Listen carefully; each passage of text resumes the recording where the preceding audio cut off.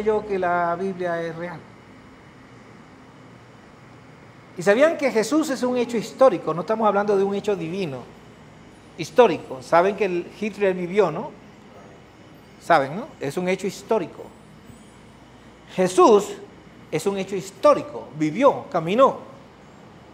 Pero ¿cómo lo podemos comprobar sin la Biblia? Porque la gente a veces cree más en lo que dice el celular, las redes sociales, que en lo que dice la Biblia. Pero yo voy a poner a un lado la Biblia hoy en este momento. No vayan a sacar de contexto, por favor. Porque existen relatos, documentos históricos que hablan sobre la existencia de Jesús, que no es la Biblia. Escritas por personas que nunca fueron seguidores de Jesús. Y que esto demuestra la autenticidad histórica de que Jesús caminó en esta tierra. Existen menciones tomadas sobre Jesús con conciencia romana.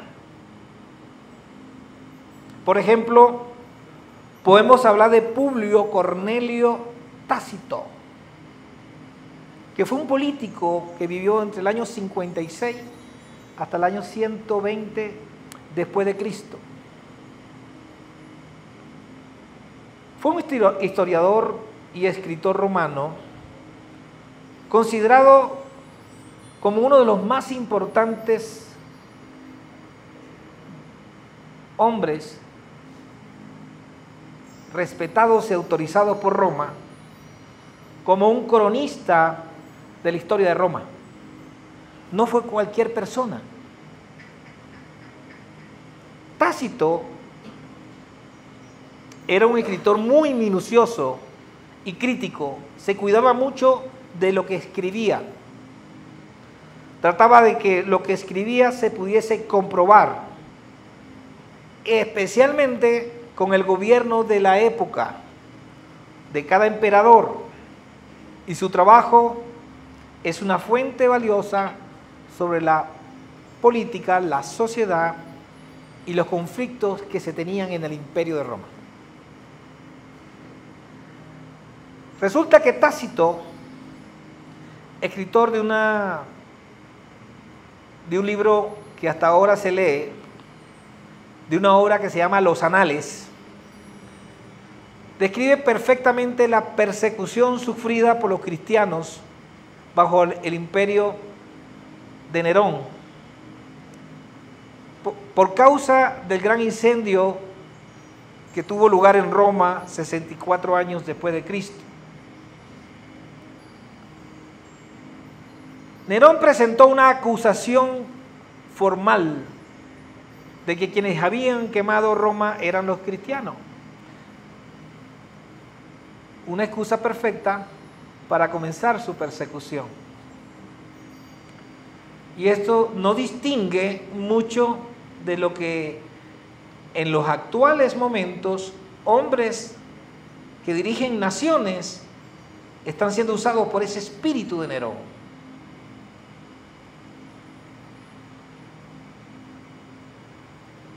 Voy a citar exactamente lo escrito en el libro de los Anales. Dice: Nerón, abro comillas, Nerón presentó como culpables, escribiendo Tácito, sometiéndolos a refinados tormentos, a aquellos que el pueblo llamaba cristianos, aborrecidos por sus abominaciones. Escribe un romano, llama a los cristianos que hacíamos abominaciones en esa época. Y el nombre de ellos les viene de un tal Cristo, que bajo el reinado de Tiberio fue ejecutado por el procurador Poncio Pilato. Esta perniciosa superstición, mira cómo hablaba el hombre, llamaba superstición a lo que creían los cristianos y la llamaba perniciosa. Reprimida momentáneamente, reapareció no solo en Judea, lugar de origen de este mal, sino también en la misma Roma, a donde confluyen y se celebran todas las cosas atroces y vergonzosas del mundo. Escribiendo él, cierro comillas. Pero ¿por qué es importante este texto? ¿Por qué es este texto no bíblico importante para nosotros? Porque confirma la existencia histórica de Jesús. Tácito, un historiador pagano, romano, sin simpatía por Jesús, ni tampoco por los cristianos, menciona a Cristo como una figura real que fue ejecutado por Poncio Pilato. Y eso ocurrió en tiempos de Tiberio. Coincide exactamente con lo que la Biblia dice. Pero estamos leyendo documentos históricos, no bíblicos. Describe con exactitud la persecución de los cristianos bajo el imperio de Nerón y refleja la visión romana del cristianismo primitivo. Tácito escribe de Jesús dando fe de su testimonio, siendo este uno de los registros romanos más antiguos escritos y fiables. Hay otro escritor, Cayo Plinio Cecilio II, exactamente, conocido como Plinio el Joven. Nació en el 61 hasta el 113 después de Cristo. Fue abogado, escritor y gobernador romano. Ocupó diversos cargos administrativos en el Imperio Romano y es reconocido por su extensa correspondencia que libraba desde su escritorio, en la que documentó aspectos políticos, sociales y jurídicos de su época. Es decir, era un hombre reconocido. En el año 111 y 113, en esos 2 años, él fue nombrado gobernador de la provincia de Bitinia y también de Ponto. Eso queda actualmente en Turquía, bajo el reinado del emperador Trajano. Durante su gobierno enfrentó el mismo problema que tenían todos los gobernadores, la reproducción de los hijos de Dios, de los cristianos. Así que nos fuimos plagando por todo el imperio romano. Y él escribió en su carta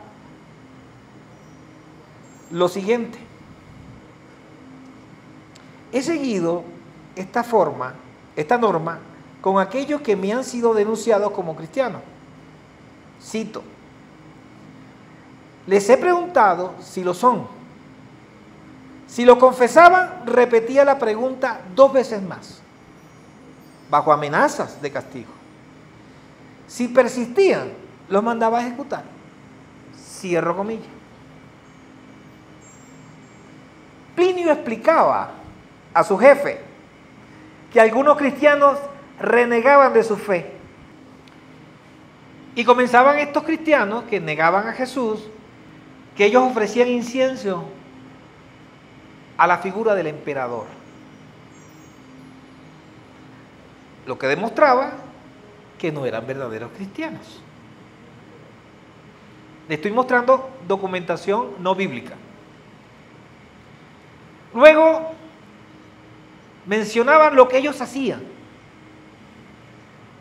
cómo practicaban su fe en esa época.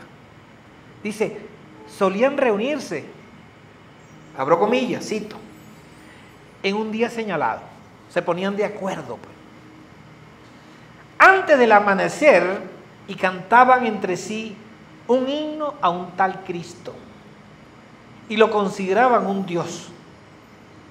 Ellos se comprometían con un juramento a no cometer crimen, ninguno de ellos, a no cometer robos, ni fraudes, ni adulterios, ni faltar la palabra dada, ni negar un depósito, o sea, una garantía, cuando le fuera reclamado los impuestos. Miren lo bien que se portaban en la época, dicho por este hombre. Plinio señala que los cristianos no cometían delitos contra el imperio, pero su negativa de adorar a los dioses romanos y al emperador los convertía en una amenaza para el orden imperial. También menciona que ante la persecución muchos habían abandonado la fe y lo que ellos llaman cristianismo. Esa superstición, agrega, se extendía aún así por toda la provincia. Y aunque los romanos, agrego yo, pretendían eliminar a los cristianos, amenazándolos y haciendo que abandonaran su fe, los cristianos se seguían multiplicando. Incluso Plinio describe el cristianismo como un movimiento en expansión, así lo escribió. Esto es un movimiento en expansión. Y menciona prácticas cristianas como el culto a Cristo y un código moral que nadie faltaba. Confirma que los cristianos adoraban a Jesús como un Dios. Esto es clave, ya que muestra que los primeros cristianos no veían a Jesús solo como un maestro, no lo veían como un profeta, sino como una divinidad, un Dios en quien ellos creían. Pero también refleja la política romana hacia ellos o contra ellos. No eran perseguidos por delitos comunes, no eran perseguidos porque se portaban mal o iban contra la ley, sino por su negativa a adorar al emperador. Y eso está escrito en libros, en documentos que no son bíblicos, ni están en la Biblia. Ahí está Flavio Josefo, escribió referencias de Jesús, cito: por aquel tiempo apareció un tal Jesús, un hombre sabio, si es que se le puede llamar hombre. Realizó hechos sorprendentes, fue maestro de quienes aceptan la verdad con placer. Atrajo a muchos judíos y también a muchos gentiles. Pilato lo condenó a la cruz por acusaciones de los principales hombres, llámese los principales sacerdotes del templo. Así se entendía. Pero aquellos que lo habían amado desde el principio no lo abandonaron, pues se le apareció vivo al tercer día, como había predicado los profetas. Así que este hombre está escribiendo, citando, con la responsabilidad que tenía como escritor autorizado de Roma, diciendo, está predicando una gran verdad. Nos está confirmando en documentos no bíblicos, sino que resucitó al tercer día. Y muchos de los que estaban con ellos se mantuvieron firmes. Y también hace una segunda referencia que a mí me encantó cuando la leí, donde menciona que Jacobo, hermano de Jesús, el hermano de Jesús fue citado al Sanedrín. Cito: el sumo sacerdote Anás se reunió a todo el Sanedrín y llevó ante él a Jacobo, y dice así, el hermano de Jesús, llamado el Cristo.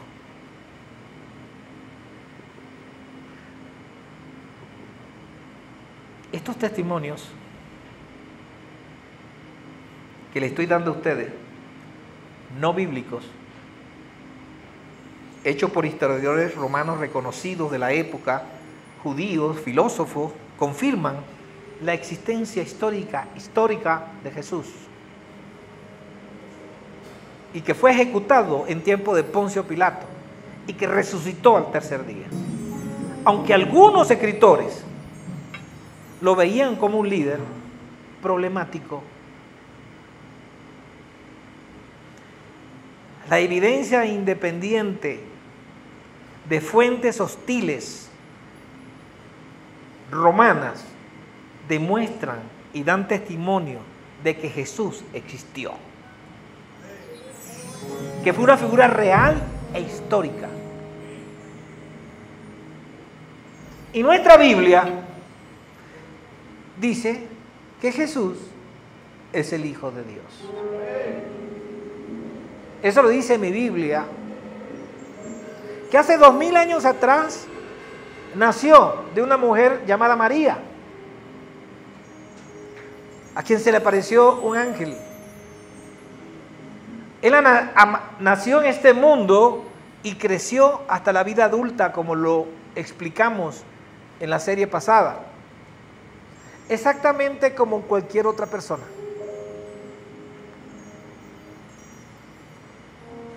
Y dice la palabra que fue concebido por obra del Espíritu Santo y tuvo que José ser ministrado por otro ángel para entender esto. Y leemos en el libro de Juan, como compartía con mis hermanos temprano, y les dije que el libro de Juan, más del 90% que lo escribió Juan no lo contiene el resto de los evangelios. O sea, Juan tenía una forma de explicarle a la gente que entendieran que Cristo existió, que Jesús era el Cristo, que Jesús era el Hijo de Dios. Y podemos citar en Juan, capítulo 1, de los primeros 14 versículos que yo voy a resumir. El número 1 dice, en el principio era el verbo. ¿Cuál es el principio? Génesis, vamos a Génesis, la creación. ¿Quién era el verbo? Jesús. Y el verbo era con Dios, o sea, estaba con Dios. Y el verbo era Dios. Y aquel verbo fue hecho carne, Jesús. Y habitó entre nosotros. Y vimos su gloria, gloria del unigénito del Padre. ¿Por qué era el unigénito? Porque todos los hijos de la creación estaban en las puertas después de las puertas del Hades, por culpa de Adán y Eva. En ese momento nadie había sido salvo. Entonces el único hijo que le quedaba era Jesús.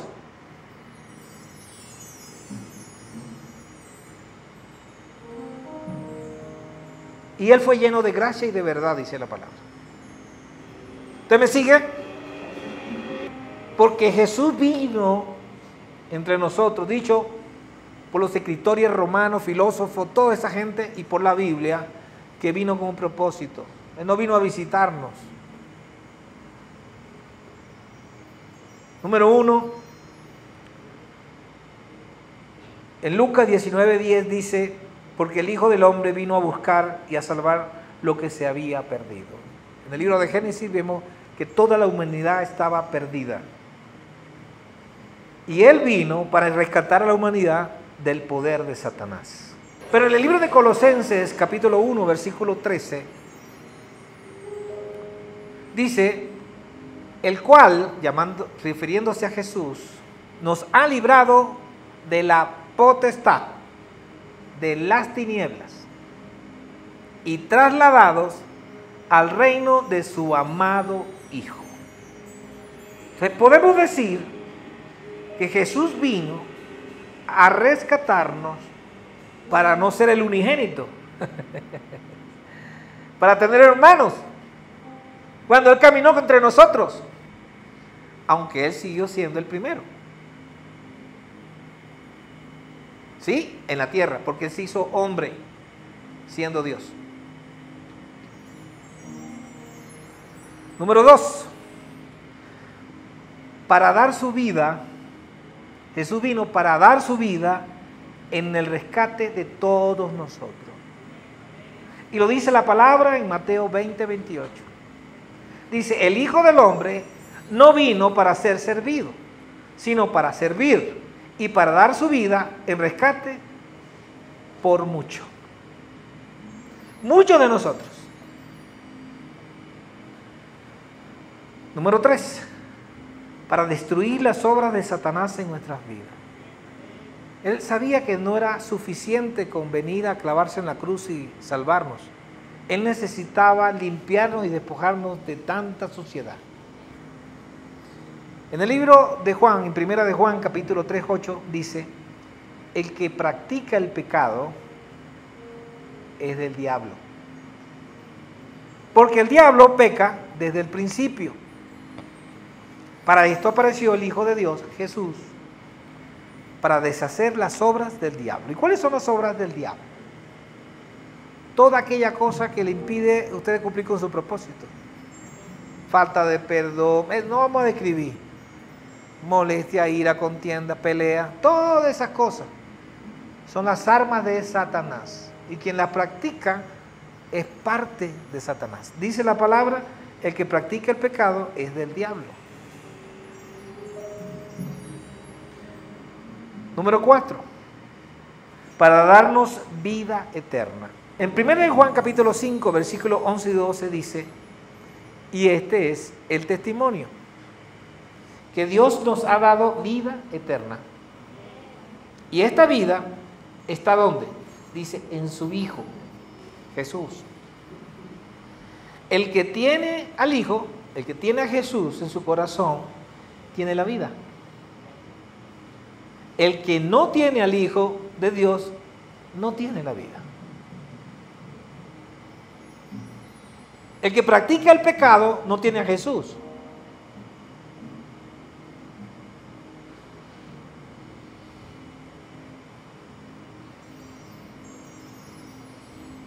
Vamos al libro de Juan, capítulo 3, versículos 16 y 17. Dice: porque de tal manera amó al mundo, Dios al mundo, que ha dado a su Hijo único, para que todo aquel, nosotros, que en Él cree, no se pierda, mas tenga vida eterna. Porque no envió Dios a su Hijo al mundo para condenarnos, vino a salvarnos, para que seamos salvos a través de Jesús. Solo somos salvos a través de Jesús. Número 5, para darnos un nuevo nacimiento. Es que usted no se puede quedar con el cuarto, usted tiene que avanzar. Tenemos que nacer de nuevo. Juan 1:12 dice: mas a todos los que le recibieron, todos, a los que creen en su nombre, le dio la potestad, ¿verdad?, de ser hechos hijos ¿de quién? De Dios. Y antes estábamos bajo la potestad de Satanás. Y Él vino a librarnos de la potestad de Satanás para hacernos hijos de Dios. Y está bajo su potestad. Amén. Primero de Juan, capítulo 3, versículos 1 y 2.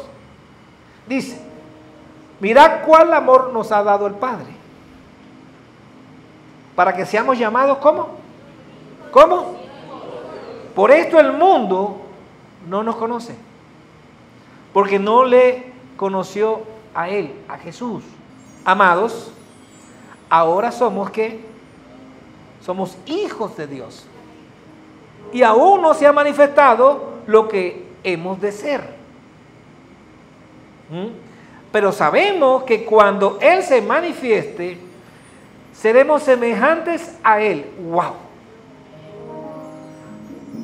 ¿Cómo nos creó Dios? ¿A imagen?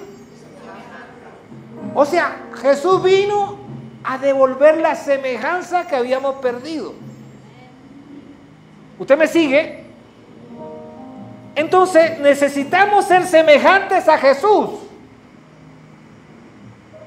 ¿Pero cómo se logra eso? Creyendo en Él. Y una vez que es nuestra fe, nuestra limpieza de cargas, se haya ido, podremos ver tal como Él es Él. ¿Dónde? ¿Lo vamos a ver entrar por esa puerta? ¿Cómo lo vamos a ver? Cuando se levante en la mañana usted vaya al baño y se vea en el espejo. Porque seremos semejantes a Él. Y usted es semejante a Jesús porque es un hijo de Dios. Ha sido transformado y ha logrado llegar a la altura de un varón perfecto o una mujer perfecta. ¿Sí? Número 6, perdón. Para restaurar nuestra relación, nuestra amistad. Dios quiere que seamos amigos de Dios.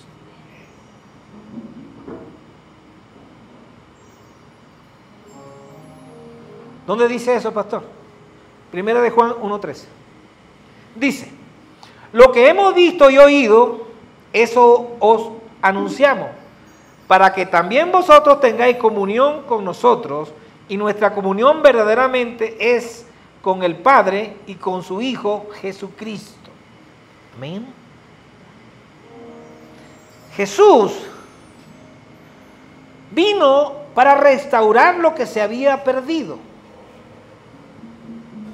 Y lo hemos perdido a Él.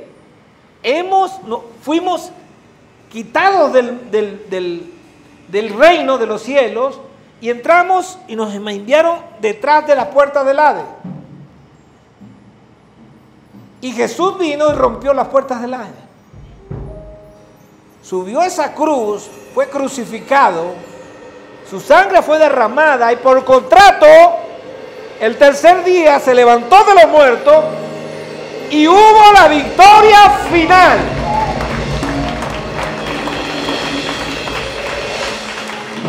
Y usted podrá decir, pero ¿por qué peco? Porque le abre la puerta a Satanás, pero usted ya ha sido limpiado de pecado.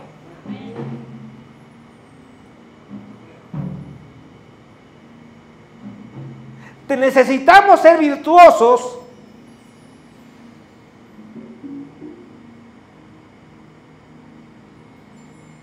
haciendo vivir la palabra de Dios en nuestras vidas. Tenemos que cambiar. Tenemos que llegar a la iglesia virtuosa, victoriosa, en la que está llena de virtud, no de pecado. Jesús vino para mostrarnos cómo es el Padre, cómo es Dios. Leemos en Juan 14, del 7 al 11, y dice,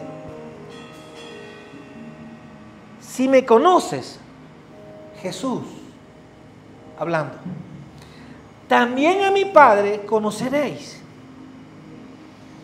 Y desde ahora le conoces. Y le habéis visto. Felipe dice, Señor,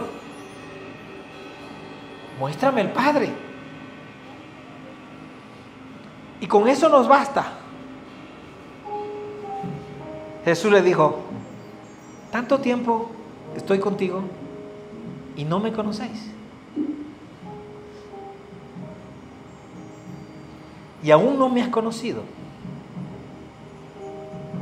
Tanto te envié prédicas, series, para que sepas, para guiarte de la mano, para que me conozcas. Tanto y aún no me conoces.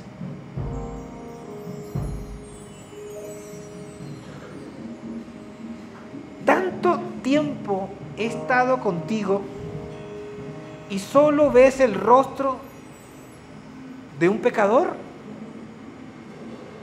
Y eso lo agrego yo.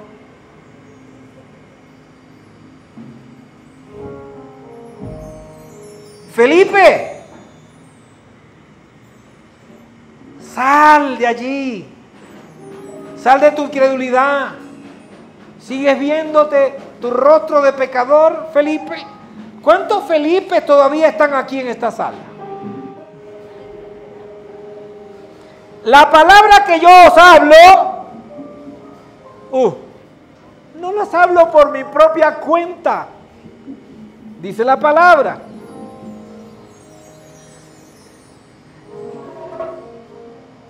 ¿no crees que yo soy en el Padre y el Padre en mí?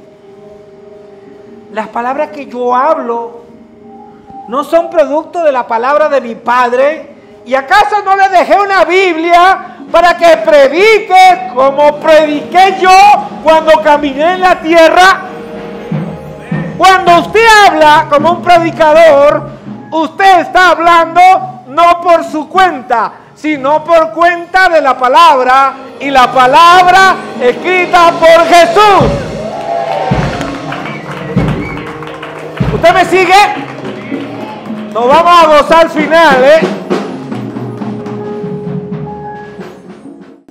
Todavía le dice así a Felipe: Felipe, Filipina, créeme que soy yo. Créeme que te estoy hablando a través del pastor Pedro. Porque él está hablando de mi palabra, no de él.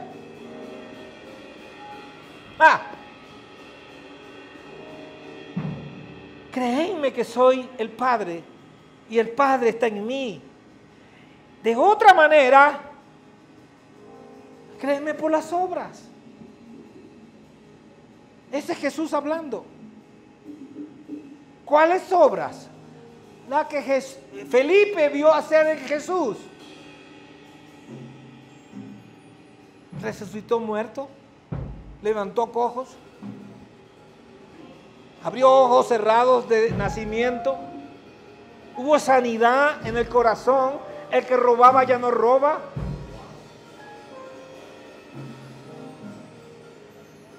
El que adulteraba ya no adultera.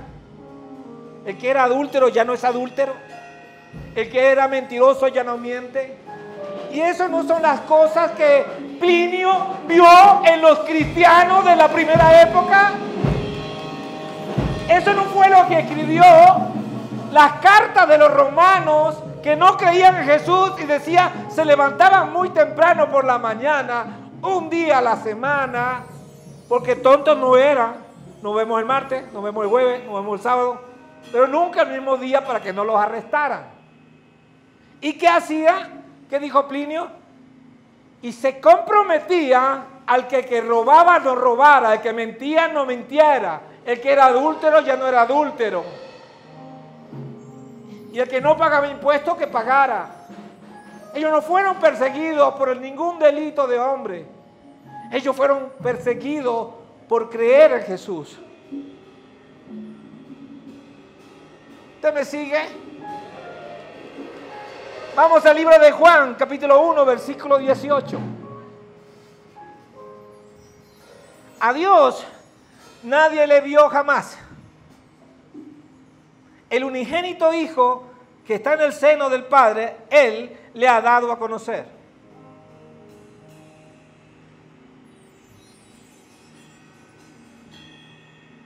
Porque Jesús y el Padre es lo mismo. Cuando tú ves a Jesús, ves a Dios. ¿Y sabes cómo te ve Dios a ti? Como Él. Cuando tú te ves en el espejo y eres eso que Plinio, el romano, dijo en su carta, que nunca negó a Jesús, que nunca negaron a Jesús, que nunca fallaron como hombre, se comprometieron. Ellos podían ver en ese opaco espejo de la época, no tan bonito como nos vemos ahora, pudo ver a Jesús en su rostro y pudo ver a Dios. Él mostró el amor de Dios. ¿Quién? Jesús. Número 7.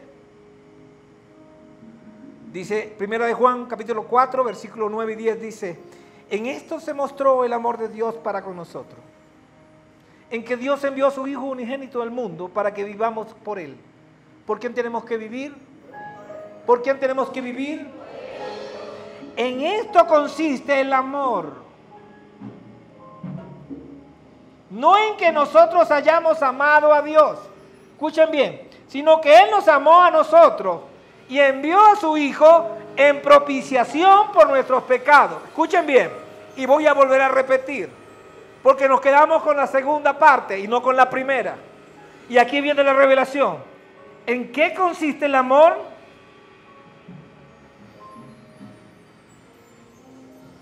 En que vivimos por Él. Si usted vive por el amor de Jesús, usted ya es amor. Dios muestra el amor de Dios. El amor de Dios está en cómo te ves en el espejo. ¿A quién ves? ¿Ves a Pedro? Yo tengo que trabajar para no ver a Pedro, sino ver a Jesús. Romanos 5:8 dice, mas Dios muestra su amor para con nosotros en que siendo pecadores, Él murió por esos pecados. Tú eres libre en el nombre de Jesús. Y eso que ha entrado a tu corazón, y esa yuca que ha entrado a tu corazón es porque le has abierto la puerta al enemigo.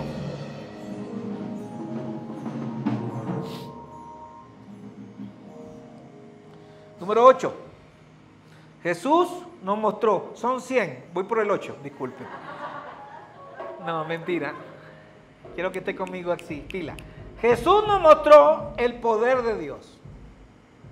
Y esto está fácil, ¿verdad? Porque Él sanó a los enfermos, ese es poder. ¿Sí? A los cojos, a los ciegos. Y dice la palabra, y se difundió la fama. Mateo 4:24, perdón. Él sanó a los enfermos, los cojos y los ciegos. Y se difundió su fama por toda Siria, y le trajeron todos los que tenían dolencia, los afligidos por diversas enfermedades y tormentos, los endemoniados, lunáticos y paralíticos, y los sanó. ¿Saben por qué Jesús nos mostró el poder de Dios? Porque Él lanzaba los espíritus del mal afuera. Porque realizaba los milagros que dice Marcos 4, 37, 41. Porque Él resucitaba a los muertos que dice Juan 11, 43, 44.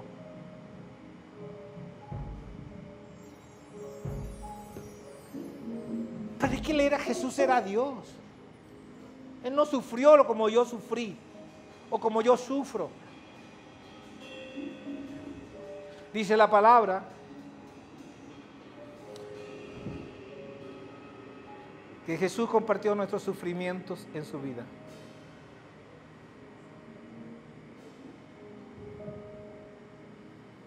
Durante su vida sobre la tierra, mientras caminó entre nosotros, Él te entendía. Por eso Él dijo, cuando vio la multitud, dijo, andan como ovejas sin pastor. Dice el original que esa expresión que Él hizo decía, profundo dolor tuvo Jesús de ver a la multitud que andaban como ovejas sin pastor. Y ese es el dolor que siente Jesús cuando tú no predicas, cuando tú no hablas de Él. Porque se empieza a preguntar, ¿por qué me esconde? ¿Por qué no habla de mí? ¿Por qué teme hablar de mí? ¿No estás orgullosa de que te morí en la cruz por ti? ¿No te sientes feliz de haber recuperado tu matrimonio? ¿No te sientes feliz de haber levantado en ti un hombre y una mujer que de verdad son ejemplos para sus hijos? ¿Por qué no estás hablando de mí? ¿Por qué quieres seguir llevando a la iglesia porque ahí cantan bonito? ¿Por qué no traes a la gente a la iglesia porque hay un Jesús en la iglesia que se mueve en sanidades y milagros?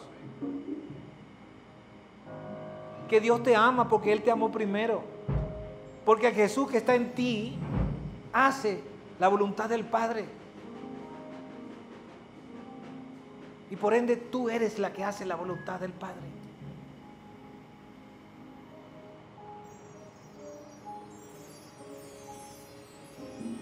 Hebreos 4:15, por favor.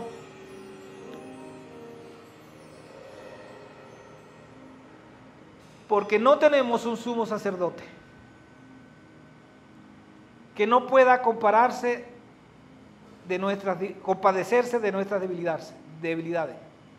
No tenemos un sumo sacerdote que no se compadezca de nosotros. Ahí está la clave. Si no tenemos un sacerdote, ¿qué dice ahí? ¿Qué fue qué? Jesús fue tentado en todo, igual que tú. Si Él fue tentado en todo y no pecó, quiere decir que su autoridad le hizo ganador de todos y la recuperación de toda la creación de sus hijos. Solo que algunos no lo saben, porque no hay quien les predique, no hay quien hable de Jesús. Jesús murió en la cruz por nosotros. Los impíos tomaron al Señor Jesús, Marcos 15, 16, 39, resumo, y lo ejecutaron, como también dice Plinio, a clavarle en la cruz del Calvario, de una manera criminal, como lo hacían comúnmente en la época. Él podía salvarse a sí mismo, pero no lo hizo, ya que a través de su muerte sobre esa cruz, que Dios iba a salvar, sabía que Dios iba a salvar el mundo. Jesús murió por ti y por mí, murió por nosotros. Amén. Primera de Pedro 2:24 dice: quien llevó él mismo nuestros pecados en su cuerpo sobre el madero, para que nosotros estando muertos en los pecados, vivamos a la justicia, y por cuya herida fuiste sanado. Si tú fuiste sanado, tú no estás enfermo. Jesús fue levantado de los muertos por nosotros. Después de 3 días, según Mateo 28, de enterrado en la tumba, Dios levantó a su Hijo de los muertos. Efesios 2, 4, 6. Efesios 2, del 4 al 6. Dice: pero Dios, que es rico en misericordia, por su gran amor con que nos amó, aun estando nosotros muertos en pecados, nos dio la vida juntamente con Cristo. Y juntamente con Él nos resucitó. Y asimismo nos hizo sentar en lugares celestiales.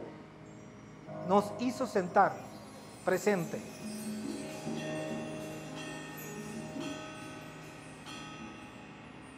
Romanos 6:4 dice: porque somos sepultados juntamente con Él para muerte por el bautismo. Y aquí está la importancia de ser bautizado.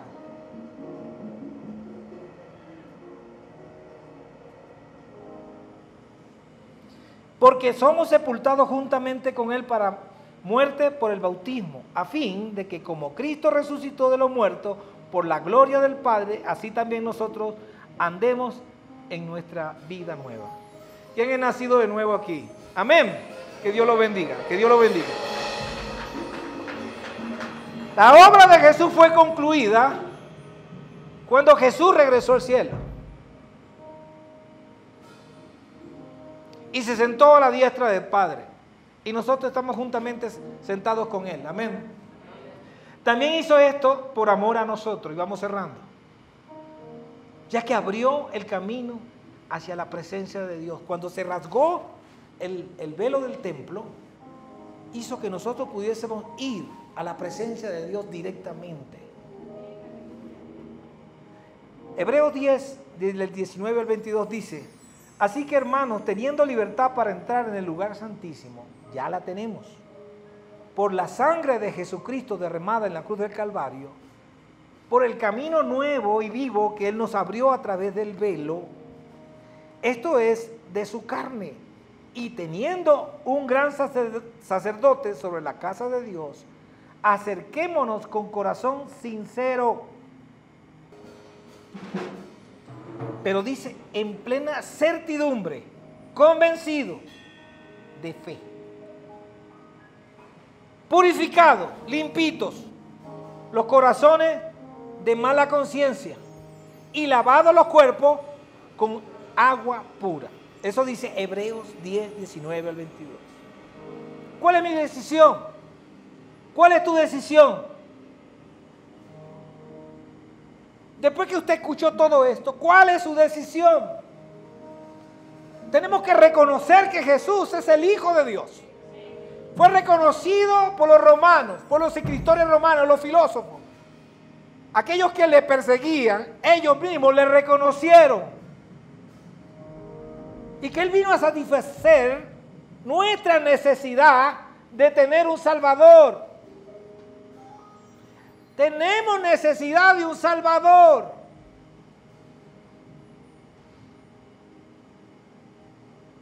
Y vino el mundo por nosotros. ¿Qué estamos haciendo nosotros en agradecimiento a eso? Quiero cerrar diciendo estas palabras para que queden rebotando en su pensamiento. Cuando tenemos un llamado especial de parte de Dios, escuchen bien, nuestro espíritu no puede mezclarse con cualquier cosa. No podemos actuar como los del mundo. Tenemos que ser apartados para la bendición. Y esto no significa privarnos de cosas. No es una carga. Es una señal que está llegando a nuestra vida para decirte, tú eres un escogido. Tú eres un elegido. Tú eres una elegida. Así como Jesús confrontó a los fariseos por llevar una vida doble, como lo dice Mateo 15:8. Este pueblo de labios me honra, pero su corazón está lejos de mí. En el libro de Samuel, el capítulo 2, 12 y 17, parafraseando, dice que Samuel, siendo niño, no pudo encajar en la corrupción de los hijos de Elí, porque Dios lo había apartado para un propósito mayor. Daniel no se inclinó a las costumbres de Babilonia,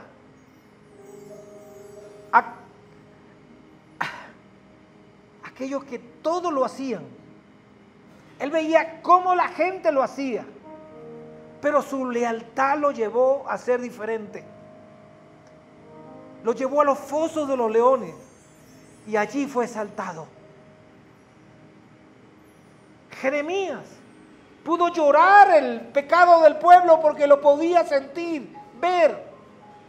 Elías confrontó a los profetas de Baal y enfrentó al mismo rey Acab. Era la autoridad de la época.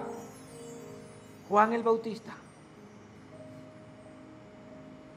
vivía apartado porque su mensaje no encajaba en la sociedad, no encajaba en el sistema religioso de la época. Los grandes hombres de Dios como ustedes y mujeres de Dios como ustedes no buscan ser aceptados por el sistema. Ustedes tienen que buscar ser fieles a la palabra de Dios. Nunca cambies tu esencia por tratar de encajar en un sistema que no es tuyo. El verdadero llamado, gracias si es para Dios, déselo fuerte. Porque el verdadero llamado de Dios no se corrompe ni se prostituye. Familia Epicentro, usted debe ser un hombre y una mujer victoriosa. Ese es tu destino. Espera el tiempo de Dios y haz una pausa para comenzar a hacer lo correcto. Levanta tu oído y tu entendimiento a la corrección.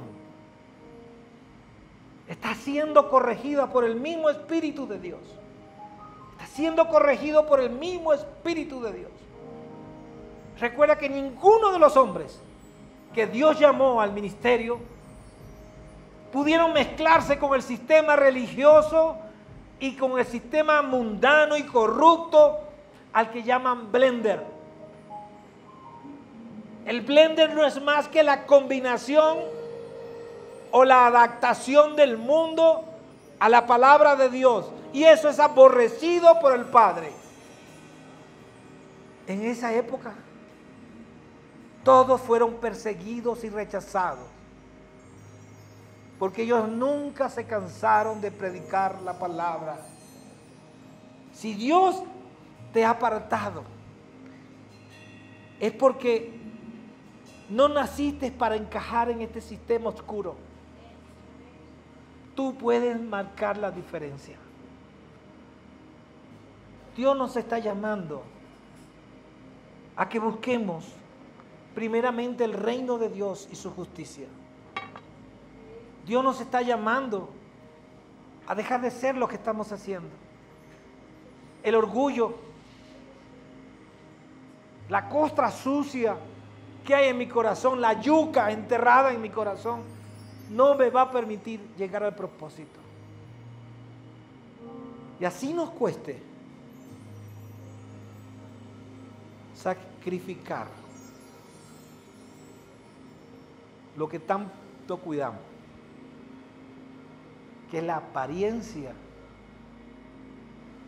lo que hemos fabricado externamente. Yo declaro que en tu vida hoy se rompe en el nombre de Jesús.